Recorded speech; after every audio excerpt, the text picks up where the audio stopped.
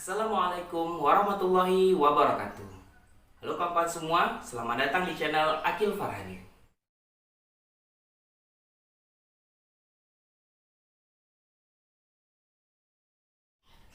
Halo kawan-kawan semua, hari ini kita akan belajar TIU lagi ya.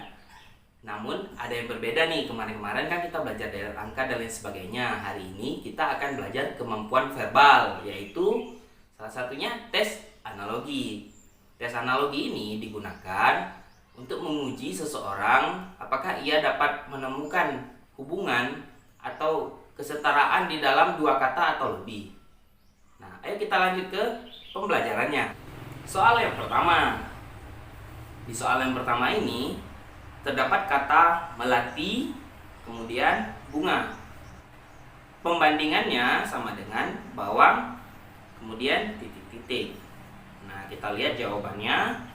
A. Umbi. B. Merah. C. Putih. D. Bumbu. Kemudian yang E. Harum. Pada soal yang pertama ini, jenis padanan katanya adalah asosiasi. Kita perhatikan di yang pertama ya. Di kata yang pertama ada melati, bunga. Nah, jadi melati adalah salah satu jenis bunga ya. Jadi kata-kata bunga ini adalah secara umumnya. Kemudian kata-kata yang keduanya ada bawang. Nah, bawang ini termasuk pada umbi-umbian secara umum ya. Bawang itu lebih spesifik. Secara umumnya dia adalah umbi-umbian. Jadi jawaban yang benarnya adalah A. Soal yang kedua. Di soal kedua ini terdapat kata pertunangan, kemudian pernikahan. Kita lihat jawabannya ya. A. Pertemuan, kemudian perpisahan. B. Keingintahuan, kepandaian. Kemudian C. Pengakuan, pembelaan. D. Dakwaan, putusan. Kemudian yang E. Kelahiran, kematian. Oke, kita perhatikan dulu ya kata-kata yang terdapat pada soalnya, yaitu pertunangan kemudian perpisahan. Nah, jadi dapat dipastikan padanan kata pada soal ini adalah urutan. Nah, jadi urutannya dari pertunangan kemudian pernikahan. Nah, kita lihat jawabannya yang tepat yang mana ya. Jadi kalau kita perhatikan ya, di sini ada pertemuan dan perpisahan. Nah, jadi ini nih yang tepat. Jadi awalnya itu pertemuan, kemudian perpisahan. Oke, kita lanjut ke soal ketiga. Di soal yang ketiga ini terdapat kata hari, kemudian kata. Nah, hari titik-titik sama dengan kata titik-titik. Nah, jadi yang kosong adalah kata-kata kedua dan keempat. Itu yang diminta kita untuk mengisi. Kita lihat dulu jawabannya. Jawaban A, bulan, kemudian suku kata. Jawaban B, tahun, huruf. Jawaban C, minggu, frasa. Kemudian jawaban D, dasawarsa, paragraf. D, abad, kalimat. Nah, kita perhatikan ya kata-kata yang ada pada soalnya, yaitu hari, kemudian kata. Kita perhatikan lagi di jawabannya. Padanan hubungan dari soal ini adalah definisi. Nah, yaitu hari menjadi minggu, kemudian kata menjadi frasa. Ya, hari menjadi minggu, kata menjadi frasa. Kenapa? Karena hari berkumpul menjadi minggu, kemudian kata jika dikumpulkan menjadi frasa. Lanjut ke soal keempat. Di soal keempat ini terdapat kata penuh, kemudian titik-titik sama dengan titik-titik, kemudian berhenti. Nah, bentuk soalnya berbeda lagi dari soal-soal yang sebelumnya. Soal yang maksudnya kata yang kosong adalah kata kedua, kemudian kata ketiga. Ya, kata pertama dan keempat itu ada bocorannya ya, ibaratnya. Kita perhatikan jawabannya. A. Isi, kemudian gerakan. B. Kosong, diam. C. Banjir, pindah. D. Meluap, melambat. Kemudian yang E. Menggenang, marah. Nah, Jadi kita perhatikan nih soalnya, penuh, kemudian titik-titik sama dengan titik-titik berhenti. Jadi padanan kata yang terdapat pada soal ini urutan ya. Kita lihat dulu nih. Nah, di jawaban yang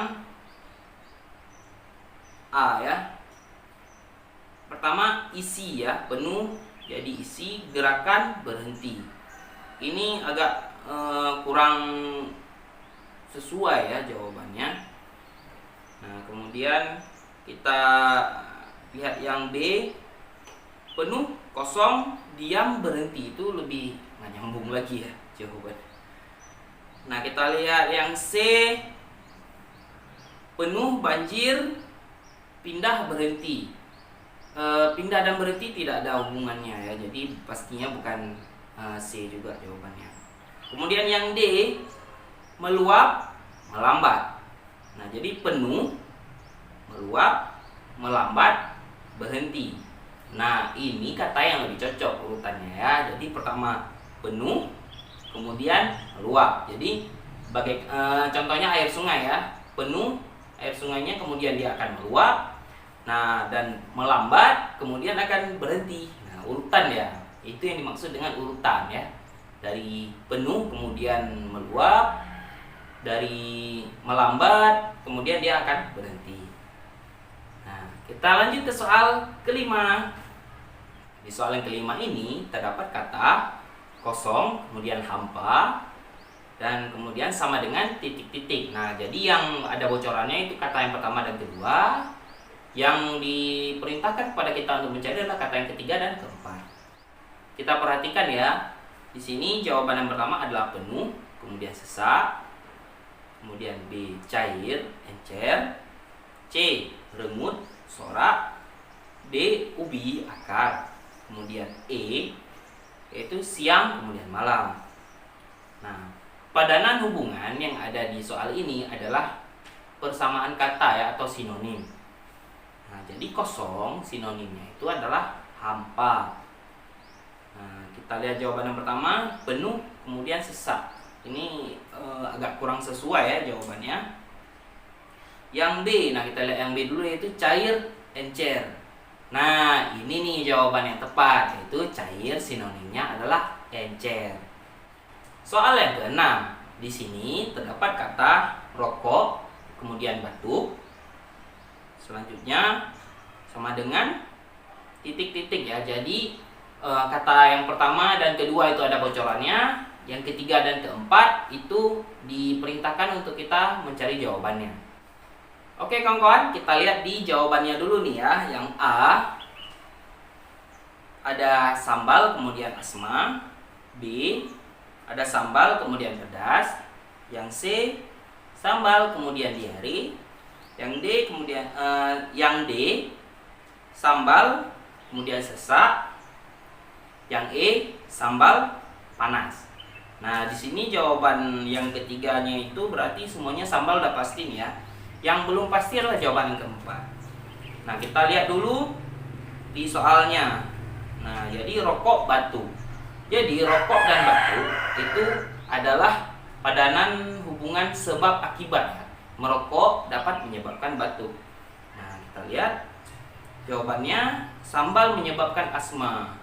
Ini nggak nyambung ya. Kemudian B, sambal menyebabkan pedas. Ini ada hubungannya, tetapi masih kurang cocok ya. Karena pedas itu bukan apa ibaratnya? Pedas itu bukan hasil akhir dari makan sambal ya. Yang C, sambal kemudian diare. Nah, ini nih yang paling cocok ya. Jadi ketika seseorang terlalu banyak mengonsumsi sambal, maka akan menyebabkan diare. Jadi jawaban yang tepatnya adalah C, yaitu sambal menyebabkan diare.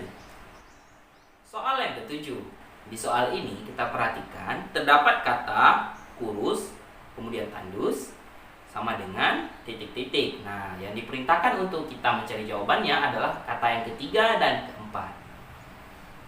Perhatikan jawabannya. Yang A, merah, kemudian marah. Maaf, terbalik ya.